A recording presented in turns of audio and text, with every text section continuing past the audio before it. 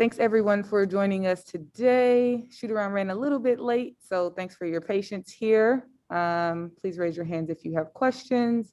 We will kick things off with Anne-Marie Anderson. Hey there, Michaela. It's nice to see you again in the pros now. I'm thinking back to when we first met many, many years ago, right? In your freshman year of college, and you did not want to be a starter and you asked to not come off the bench instead. Now you're in a pro position. You have been a starter all the way around. And I'm wondering, in terms of the way you have managed yourself, kind of what has been the key to knowing how to contribute in this rookie year the way that you have? I mean, just doing whatever I need from my team. I think that's the mindset that I go in with in every single game, just in every single level as well. That's how I kind of did it in college as well. And so just doing whatever I can for my team. And obviously, I've given me the opportunity to start. And so just contributing in any way, whether that's rebounding, running the floor, being able to guard different positions, just whatever is really my mindset. And so that's kind of how I've kind of navigated through this whole kind of experience. And it's happened fast, but I'm just really excited, to be with the team. What was the message from Coach after the game versus Atlanta the other day? What did you guys get to work on? You've had some days off now.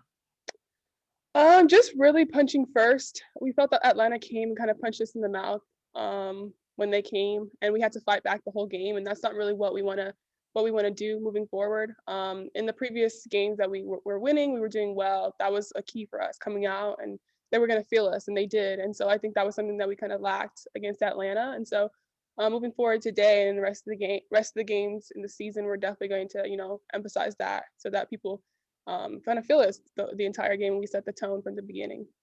And finally, last thing, your name has been pronounced a million different ways over the course of your career, as you well know. This year, I have heard it both Onyenwere and Onyenwere. Which way is it? My last name is pronounced Onyenwere. Onyenwere. Yes. Thank you. Of course. Carolyn Peck.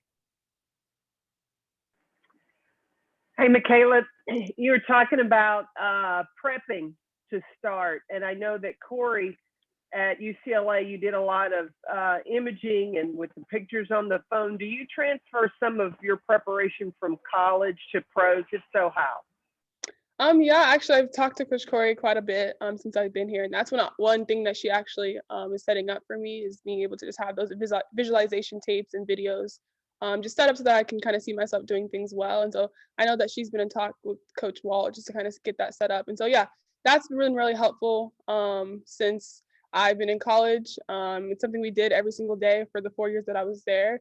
And so I think it really helps, and that's definitely something that I know will translate here, just seeing yourself do things right over and over again.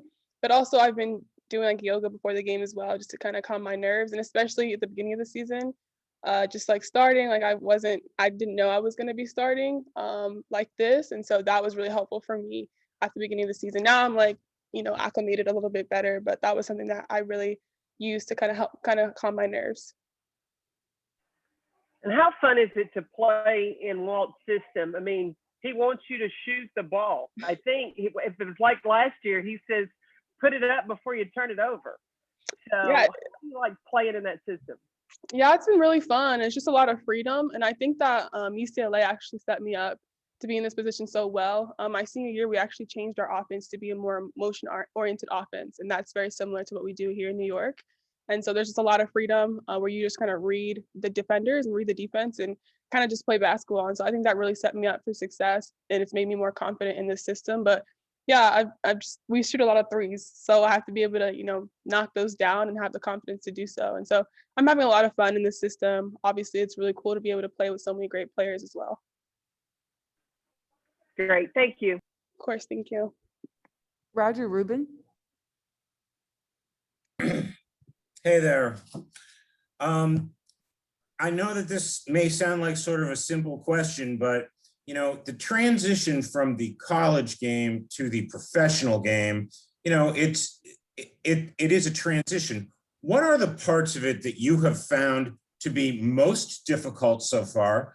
And what are the things that you found that turned out to be a little easier than you expected?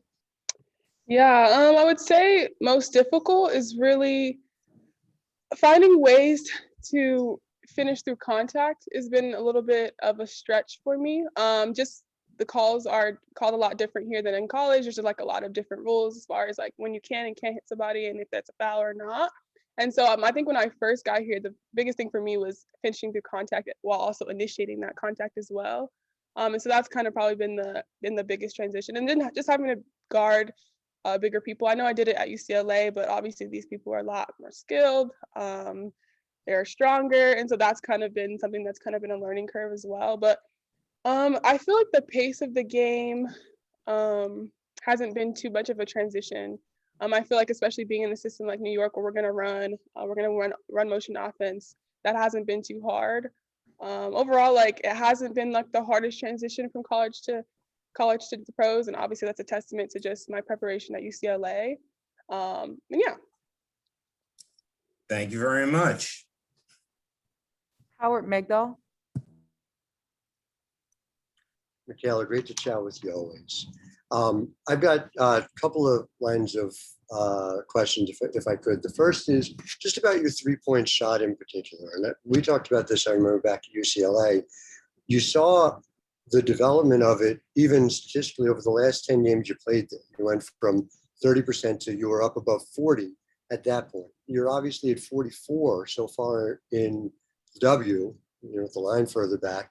So I'm wondering, if, and maybe it's hard to isolate this, but what part working with Corey has played in that? What part getting to shoot the ball more in Walt's offense? It's 5 per game you get to take in that offense. And what part of it is just like the between game work that you're able to do with Walt and the staff? Yeah, I shoot a lot of threes. Like I shot 14 in the last game, and Coach Walt said that, and I was like, that is ridiculous. I would have never done that in college. But I just feel like we're encouraged to, shoot a lot of threes, and I mean it works for our system. And so yeah, it is about having the confidence, even take those shots. But there's secondary confidence where it's like I know I can make this shot, and so we work a lot on threes. Obviously, it's a big part of our offense, and so I know that sometimes when I have that mismatch with somebody that's bigger than me, I'm gonna have those open threes when people over rotate on my team, and that's what's just the benefit of having such great players that people are gonna have to pick their poison. And so I've obviously, been able to work on that and knock those down, which has been really cool. Is that in-game working with the staff too? Just like Didi, for instance, who was not necessarily someone who was even a willing three-point shooter in college, and you see her in the game very comfortable taking.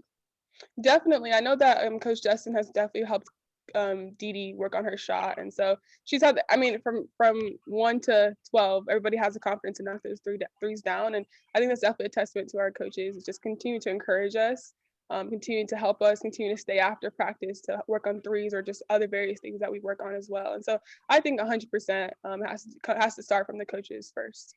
And then just the other part of that is you were in college very dangerous from the mid-range. That was obviously a key part of your game. If you go back, you look at your shot chart, a lot of times, like, your athleticism allows you to create those mismatches with players. It's not what this system is all about. So I just wonder what that's like for you. Is that possession by possession, thinking about where you are on the court?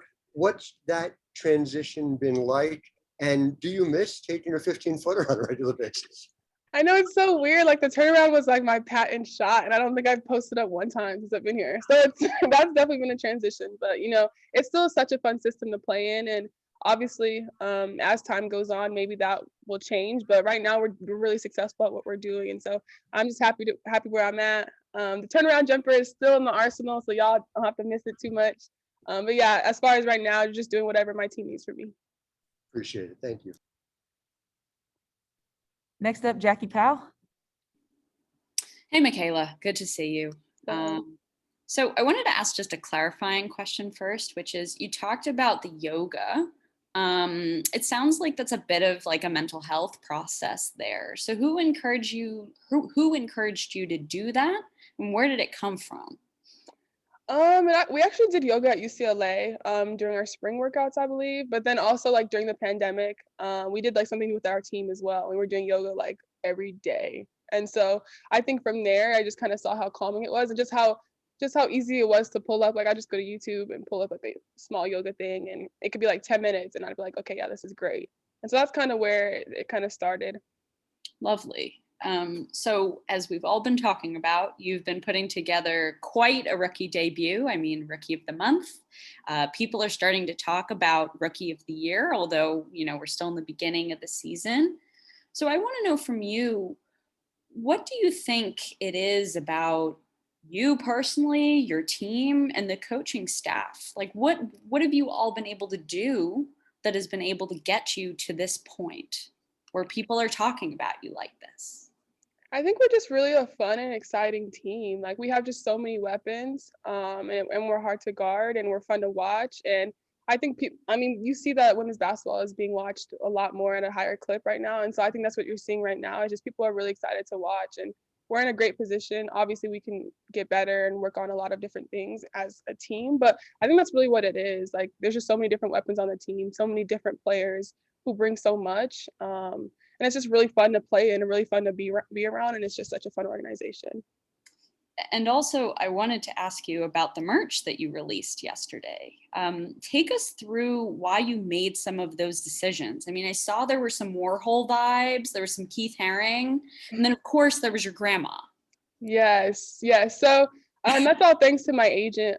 She actually, Allison Gaylor, she actually kind of brought the idea to me through this company called Power Forward. And I talked with the creative kind of people, and I was kind of like, look, this is what, like, I don't really know where to go from here. I don't really not have a brand kind of thing. And so they kind of helped me brainstorm some things. And I knew that just with the moment with my grandma, that was very special to my family, but it was also really special to a lot of different people around the world, really. And so to just be able to maximize that moment was really important.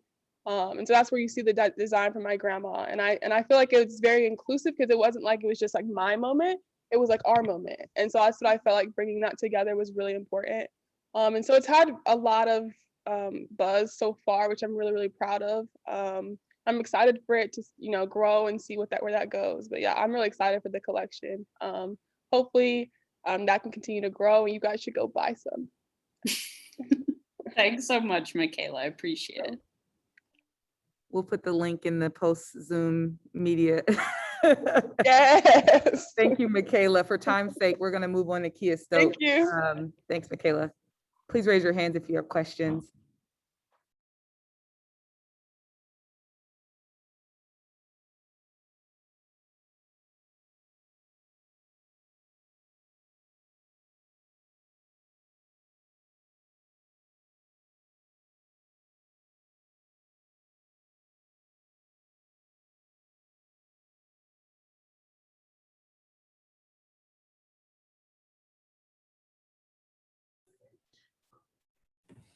All right, first question, Jeff Magliochetti.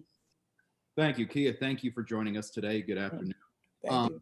So this schedule is very, very different from the one you guys saw in the bubble. It started off a little familiar, with 20 games in a lot of days, but now you guys are going through an interesting stretch where, you're playing 2 games in 8 days for this point, and then after Saturday, you're going to have 8 days off. Do you think you and your team have been handling that time off well and making the best of it? And if so, how are you guys kind of, staying in shape at that point? Yeah, I think it's been really good. Obviously it was a tough beginning of the season, but I think we would rather it that way. You're coming off of camp, you're excited, you want to just start playing games as soon as possible. It's better than practice. I mean, at least that's what I think. And then now that we have some time in between games, I think it's really good, especially for like me, Beck, and Tosh, who haven't necessarily were here during training camp, just to get a feel for the team, be around the team again, just to be, reintroduced to the offense and stuff. So I think it's a good way for us to kind of truly get the flow of the game and the new players we have. So I think it's a good balance. And we're just excited for the game tonight, and then, we're focused on today, and then we'll deal with, the little break in between when we get there. I asked Beck this question and wanted to get your perspective as well, because you're a bit of a bridge from the Liberties, final days at the Garden to Westchester to now. And it's a small sample size for sure, but you've experienced what constitutes as the last glory days of this team. So it's a small sample size. What similarities do you see from, say, the 16, 17, 18 teams to now? I just think we have really good team camaraderie. Everyone wants everyone to do well, succeed. We all want to win. We work hard, and I think the biggest thing that I noticed between the two teams is that we don't really care who gets the accomplishments, gets the awards. You know, we're at the end of the day, we're working hard together in order to win a game, and that's how we were my first couple years in New York. I think that's kind of the biggest thing, and unfortunately, there's a little drop off there in the middle where it was tough and it was really tough. And then when you start losing, you know, everyone starts, you know, it's a you know, downward snowfall, whatever, you know what I mean. But like I said, we just really want to win. We work hard. And I think that's kind of where we're at now. And hopefully we just keep working together, keep winning, and keep playing, like I said, keep playing together. To that point, how much has the to follow up, how much has the Brooklyn experience, the Brooklyn fuel kind of helped you guys out a little bit? The stability, I should say. Oh, it's great. It was the one year where I didn't play, where the team was located in Brooklyn but still played at Westchester. I just know from talking to the players, it was tough for them to, you know, live in such a nice area and then have to travel all the way to Westchester for our home games, which didn't really feel like a home arena. So to actually be embraced by Brooklyn, to be embraced by Brooklyn, to live here, to play at Barclays, an amazing arena. It's, you know, 180, it's great. I think, you know, we're programmed that should be able to play in an amazing arena like MSG and Barclays. So to finally be here and be settled, couldn't ask for a better situation. Appreciate your time and insight. Thank you. Yep, thanks. Roger Rubin. Good afternoon, Kia. I'd sort of like your perspective as a veteran player, one who did a very good job transitioning from the college game into the pros. You've now had several seasons of watching people try to make the jump from the college game to the professional game. Some have done well and some have not. Mm-hmm. You tell us what you see, describe what you see in the way that Michaela has made the transition from the college game, and maybe what she's doing very well and what, you know, she may be having trouble with. Well, from what I've seen, she's a great teammate. She works really, really hard, and she's very energetic and, like I said, just wants to work. One thing that I know is troublesome is you have to be drafted to the right situation. And I know that sometimes out of, you know, that person's control, but that's the reality of it. So I think she was drafted to a great situation. We need talent like her in order to build our program up. And obviously you can see she's doing very, very well. And then her work ethic is ridiculous. I remember, you know, coming from college, some people think it's going to be easy, you know, because we don't practice for 3.5 hours a day like we do in college. So some people kind of take that as, oh, it's going to be easier. But she works hard. She's always energetic. She does everything that the coaching staff asks for. And I think that's one reason why she excels so much. And she has a bright future. Like I said, smart, willing to work hard, does whatever's asked of her. And I think this is just, I mean, it is only the beginning for her. She's going to be a very, very special player and going to do amazing in the league. She is often asked to play against people who are taller than she is. Yeah. What do you think she has done with being undersized for her position? I think she's embraced the role. Obviously, we're going with a more small ball lineup, so it's going to be tough for her if she's playing the 4 position, but she doesn't back down from a challenge. She's always asking, she's asking me a lot of like, oh, what does this player like to do? You know, how would you try to guard them? You know, what do I need to work on? So she's always willing to learn. She never backs down. She's always ready to, you know, at least put up a fight. And I think that's one thing you can't teach is the heart. And like I said, her work ethic, it's incredible. And, you know, on the opposite end, they have to guard her as well. So she's going to be faster than almost every 4 player in the league that has to guard her. Her first step is really quick. She can shoot. So I think, of course, she has to defend, you know, a taller, bigger player, but also they have to do the same thing with her. So I think that's kind of where she can excel, especially if she can't necessarily get the stops down low because they're so much bigger, but also, like I said, they have to guard her and she can get to the basket really easy, as you guys can already see. Thank you. Carolyn Peck. Kia, last season was a challenge. You know, didn't start out the way that you wanted it to. So how gratifying is it to see your team making the progress and having the success it's having early on this year? It's a breath of fresh air. When Walt was first introduced as a coach last year, his ideas, his mindset, the way he talked about things and what he wanted us to do, it made sense, but we just didn't have, the right pieces at the time. So, we got a lot of open threes, but we didn't necessarily have like the knockdown shooters to consistently hit those. So adding the right pieces, I think, just makes everything a lot easier, and it's easier to understand his vision and his goal. So it took a lot for people to truly buy in last year because it was so new. 7 rookies, like, it's unheard of. It's going to be a little bit of a struggle. I didn't think it was going to be that much of a struggle, but then this year, like I said, with the right people, the right attitudes, the right mentality, everyone bought in. I think that's why you can start to see that this can really work. And we work really hard. We practice every day. We're going over the fundamentals of like his style of play and what we want to accomplish and how we want to play. And I think that's kind of why you see the shift so quickly, is because of just the mentality, the players, the attitudes, everything. I think that's kind of why it's going in the direction it's going. Hopefully it keeps that way, and we can continue to win. You talk about having the right pieces. I heard you talk about Michaela, but can you tell us about what it's like to play with Benaja Laney? Yeah, Benaja, super cool. I think we played together, what was like 16 and under USA team. So I've kind of known her for a little bit. Always was a hard worker. She's athletic. I was surprised when she was kind of bouncing around teams in the beginning of her career, which was really crazy to me. But I think you saw last year in the bubble, she solidified a spot, and clearly here she's definitely solidified a spot. I'm glad that we got her and no one else did, because she's an important part to any team. She can score, she can post up, she can shoot, she can run, she can handle the ball, she can defend, she can do everything that you would need on a team. And I think you can truly see that here when she's with New York, that she's very vital to a team and she's an important player. And I'm glad that we got her because she lit us up last year. So yeah, we're gonna take her. I would agree with that. Thank you, Kia. Thank you. Danny Barlavi. Hey Kia, how are you doing? I'm good.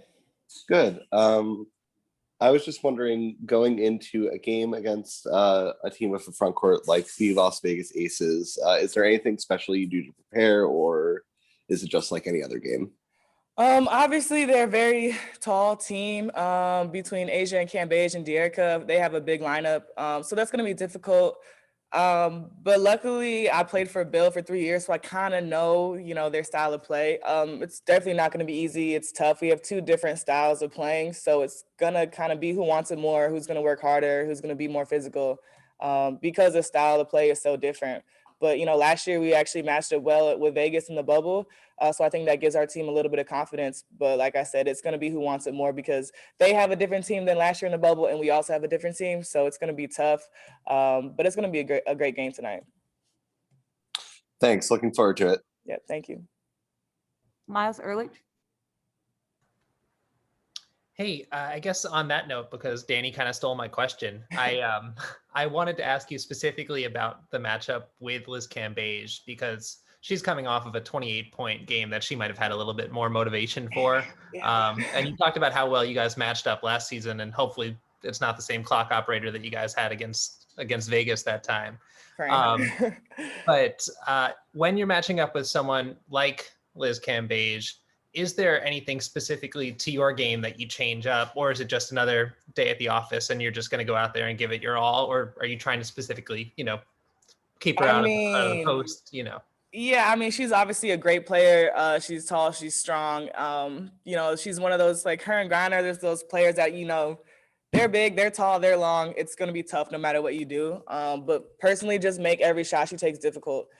We just can't let her get going early, no easy shots, or at least try to, push her out, force her to do something that she's not comfortable doing, or at least make her shots, instead of, 3 feet from the basket, make it 5, 6 feet. Because those little things can add up, especially if you're physical the whole game. Hopefully she gets tired. But it's going to be tough. She's a great player. She's hard to defend. So we just have to try to focus on making things difficult for her. Or if she starts going off, don't let anyone else score. The problem is that they have Asia as well. So it's going to be really, really tough. But I'm really proud of our team so far. We have heart. We have desire. So I know we're just going to give it our all. And like I said, at the other end of the floor, they have to guard us too. So we would like to see, Asia and Cambage running around, trying to defend us. So it goes both ways. Great. Thanks so much. Good luck tonight. I don't envy that matchup for you, but looking forward to watching it. Thank you. Thank you. Last question, Jackie Powell. Hey, Kia, good to see you. You too. So I'm curious, after watching back some of the film from the Dream game, how are you all looking to adjust the drop coverage just to make sure that someone like Jackie Young or Asia doesn't have the space to take those pull-up twos that Courtney Williams had? Yeah. I'm sorry not to cut you off, but it's just one thing where we have to get back to our principles. So we, watch the film as well. We were a little lazy, a little lax. And especially if the guards come off trying to and start hitting those jump shots, we obviously have to make an adjustment. So as for the players, the bigs and the staff, if they start heating up, we're going to make an adjustment more early. That was one thing that we talked about. And also being more aggressive, making the guards guess more if they don't know if we're going to go under, over. Always have a body on them. It was just a team effort. You can just tell that I don't want to say the energy was low, but we just weren't as, aggressive as we should have been. And I think that was the biggest thing for us. And you'd say that that's something that the team learned from that last shot, Absolutely. It sucks because, we look back at the stats, the game, we didn't really play well. We watched the clips of our defense, the mess ups, and it was really bad. And then we watched the clips where we actually had great defense. And we, if we stick to those principles every play, it's going to put us in the game. So we were fortunate enough to even be in that game. But it just sucks that we didn't get that stop at the end. We also learned we could have took a foul to make them, reset. We learned a lot from that game. So of course it sucks we got the L column, but everything happens for a reason. I know that sounds super cliche, but we'd rather, lose a game now because of that than, playoff time. Fantastic. Thank you. I appreciate it. Yep. Thanks. Great. Thank you, Kia. And thank you all for joining. We will send the recording shortly. Thank you.